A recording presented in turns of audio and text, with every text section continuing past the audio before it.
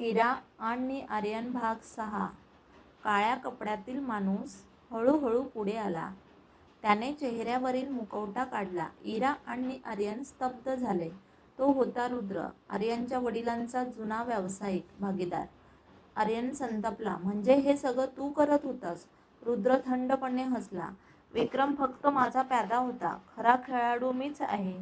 इराने आरवची दोरी सोडली. आरव उठला, पण तो घाबरलेला होता. तो म्हणाला, माझ्याकडे असे पुरावे आहेत जे रुद्रला आयुष्यभरासाठी तुरुंगात पाठवतील. रुद्रने लगेच आपल्या माणसांना इशारा केला. क्षणात संपूर्ण हवेलीत गोंधळ उडाला. आर्यन आणि रुद्रमध्ये जोरदार झटापट सुरू झाली. इराने आरवला घेऊन मागच्या दरवाजाने बाहेर पडण्याचा प्रयत्न केला. तेवढ्यात हवेलीमध्ये स्फोट झाला.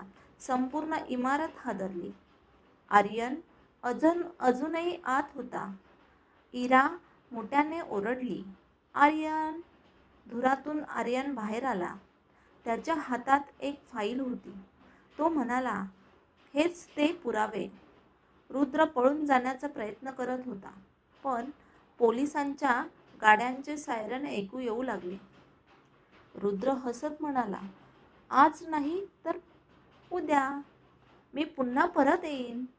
तो हवेलीच्या मागच्या गुप्त बोगद्यातून गायब झाला. पोलिसांना फक्त त्याचा रिकामा मुखवटा मिळाला.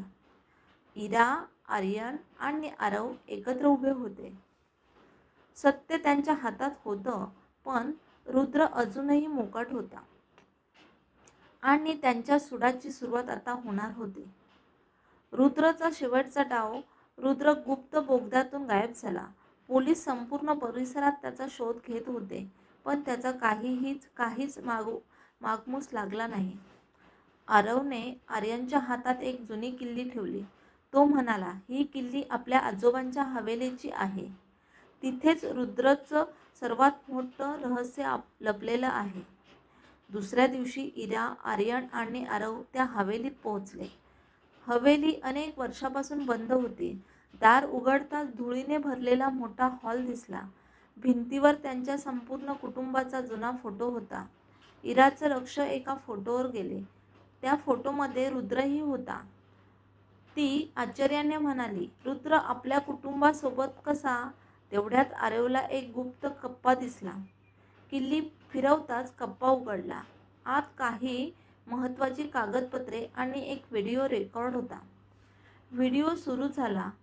आर्यनचे आजोबा बोलत होते, जर हा व्हिडिओ पाहत असाल तर समजा रुद्रने विश्वासघात केला आहे.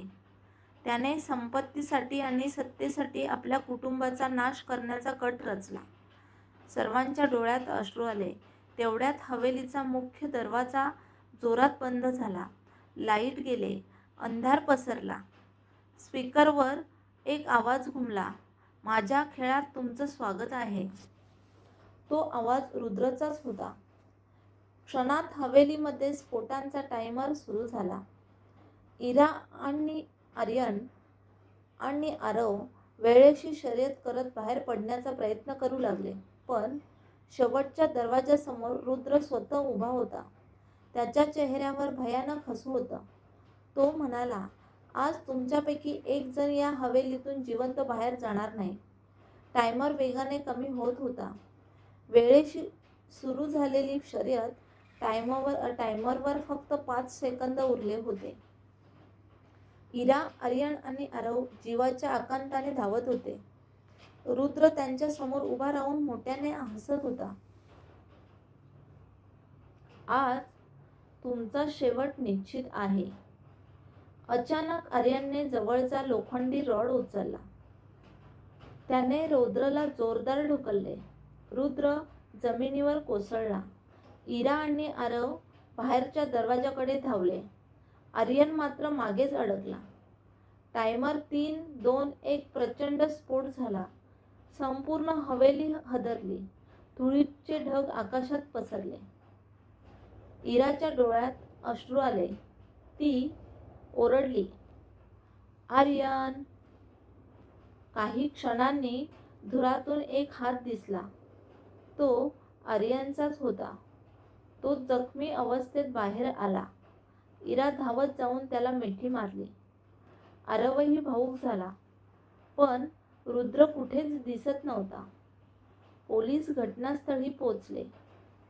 ढिगाऱ्याखाली शोध सुरू झाला. तेवढ्यात एका पोलिसाला एक मोबाईल सापडला. त्यावर एक व्हिडिओ आपोआप सुरू झाला. रुद्र हसत म्हणाला होता, तुम्हाला वाटलं मी हरलो. हा तर फक्त पहिला डाव होता. खरा खेळ आता सुरू होईल. व्हिडिओ अचानक बंद झाला. सर्वजण एकमेकांकडे पाहू लागले. त्याच वेळी इराच्या मोबाईलवर एक अनोळखी संदेश आला. तुमचा सर्वात जवळची व्यक्ती माझ्यासाठी काम करते. इरा आणि आर्यन हादरले. आता त्यांना बाहेरच्या शत्रूपेक्षा घरातील विश्वासघातकीला शोधायचे होते. इराच्या मोबाईलवर संदेश पाहून सर्वजण हादरले. आर्यनने शांतपणे विचार केला. आपल्या प्रत्येक हालचालीची माहिती रुद्रपर्यंत पोहोचत होती. मग तो कोण? त्या रात्री इरा जागीच होती. तिला कोणीतरी घरातून बाहेर जाताना दिसले. ती त्याच्या मागे गेली. बागेच्या मागच्या बाजूला एक व्यक्ती फोनवर बोलत होती. सर, ते अजूनही जिवंत आहेत. इरा जवळ गेली. तो चेहरा पाहून तिचा विश्वास बसला नाही. तो होता घरचा जुना नोकर गणेश. गणेश म्हणाला, मला माफ करा. माझ्या कुटुंबाला मारण्याची धमकी देऊन रुद्राने मला हे करायला भाग पाडलं. इराला सत्य समजलं, पण तेवढ्यात रुद्रचे माणसं तिथे पोहोचली. पुढचा भाग पाहण्यासाठी चॅनलला सबस्क्राईब करा.